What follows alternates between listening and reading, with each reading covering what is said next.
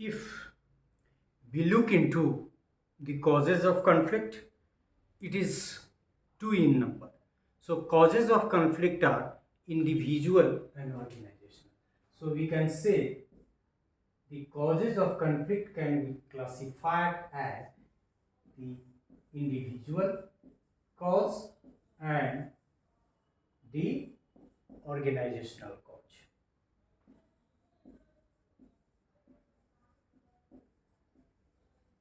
So there are two major classification of causes of conflict. Number one, individual and organizational. Individual cause is about individual, where persons with authoritarian and dogmatic nature having low self-esteem are more in conflict. They are difficult people, जो बहुत Orthodox है, जो बहुत dynamic नहीं है, जो change agent नहीं है, वैसे लोग कन्फ्लिक्ट को क्रिएट करने में, क्योंकि वो समझौता नहीं करते हैं, गति के साथ बढ़ते नहीं हैं, उनके विचार भी ठहरे हुए होते हैं, तो वो मोर कन्फ्लिक्ट सिचुएशन को क्रिएट करते हैं.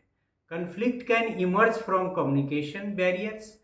It may be physical, distance related, it may be cultural, it may be psychological, it may be belief related. मतलब जो कन्फ्लिक्ट इमर्ज करता है वो कम्युनिकेशन की वजह से हो सकता है. कम्युनिकेशन का बैरियर मतलब जो एक व्यक्ति दूसरे को कहना चाह रहा है वो उस रूप में वहाँ तक नहीं पहुँचा किसी बैरियर की वजह से. So distortion of message due to communication gap is also a reason of conflict. Besides that there may be physical reason, बहुत दूर है और तब आपको एक दूसरे से कम्युनिकेट करना है, तो due to distance as a reason वो कन्फ्लिक्ट उत्पन्न हो जाता है. फिर कल्चर, लैंग्वेज से जो कम्युनिकेशन हो रहा है उस कम्युनिकेशन में चीज़ें डिस्टॉर्ट हो जाती है या फिर कम्युनिकेट उस रूप में नहीं हो पाती है जिस रूप में इसको होनी चाहिए. तो इसमें भी ये रीजन. साइकोलॉजिकल, आपके कुछ भ्रम हो सकते हैं, आपकी कुछ भ्रांति हो सकती हैं, आपके कुछ कॉम्प्लेक्सेज हो सकते हैं. That also influence the conflict. और बिलीफ सिस्टम आपका, चाहे वो धर्म के रूप में बिलीफ हो, आपका मॉडर्नाइजेशन के रूप में बिलीफ हो. अभी भी देखिए कि बहुत सारे बिलीफ हैं, ये मेल मेंबर ऐसा कर सकते हैं, फीमेल नहीं कर सकती है. तो ये भी एक कन्फ्लिक्ट का बड़ा कारण होता है और ये कन्फ्लिक्ट का बहुत वाइटल कारण है. और बहुत लोग ये मानते हैं कि मेरा जो बिलीफ है, या ये मानते हैं कि मैं जो हूँ वो दूसरे से ज़्यादा पढ़ा लिखा हूँ, दूसरे से ज़्यादा समृद्ध हूँ, मेरे विचार उससे ज़्यादा मॉडर्न हैं, और इस वजह से भी कन्फ्लिक्ट होता है क्योंकि एक दूसरे की बात को नहीं समझते हैं. So conflict can emerge from communication barrier, and this communication barrier may be physical, may be cultural, may be psychological and may be belief related, कि हम सुपीरियर हैं और वो हमसे inferior. Organizational cause is about conflict in organizational setting. Goal incompatibility, मतलब गोल किसको achieve करना आप चाहते हैं, नहीं ये तो इम्पोर्टेंट नहीं है, ये ज़्यादा इम्पोर्टेंट है, and there may be conflict. So different departments of organizations have different goals. अब और एक ही ऑर्गेनाइजेशन में है लेकिन सब डिपार्टमेंट ने अपने जो गोल सेट किए हैं वो डिफरेंट है. मतलब उनके जो आइडियाज़ हैं, उनके जो रन करने का या इंस्टीट्यूशन को आगे बढ़ाने का जो प्लान है वो डिफरेंट है. सो कंपटीशन ओवर रिसोर्सेज, तो एक तो हुआ कि different departments of the organisation have different goals, ये एक कारण है. इनकम्पिटिटिव मतलब गोल इनकम्पेटिबिलिटी के तहत ये आ गया. दूसरा, कंपटीशन ओवर रिसोर्सेज, मतलब स्कार्स रिसोर्सेज के बारे में हमने शुरू में कहा कि इसको हर लोग चाहता है अटेंड करना, ये हमको मिल जाए.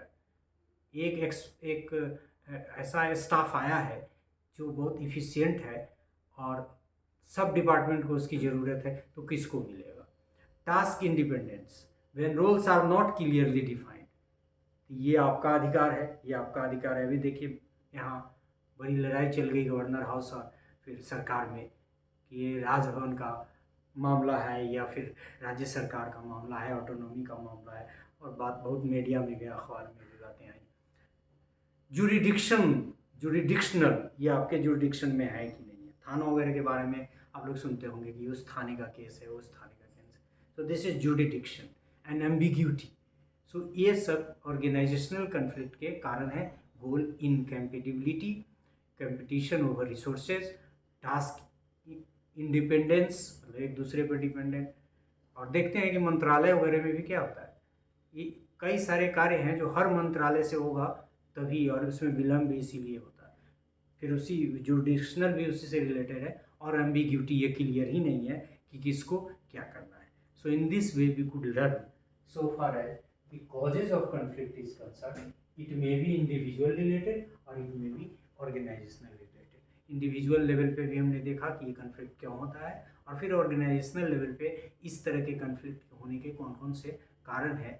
तो इस दोनों के फर्दर एक्सप्लेनेशन के फलस्वरूप हम कॉजेज ऑफ कन्फ्लिक्ट को भी comprehensively in terms of individual cause and in terms of organizational cause समझ सकते हैं। हमने समझने का प्रयास किया। So this is all about this part. Thank you for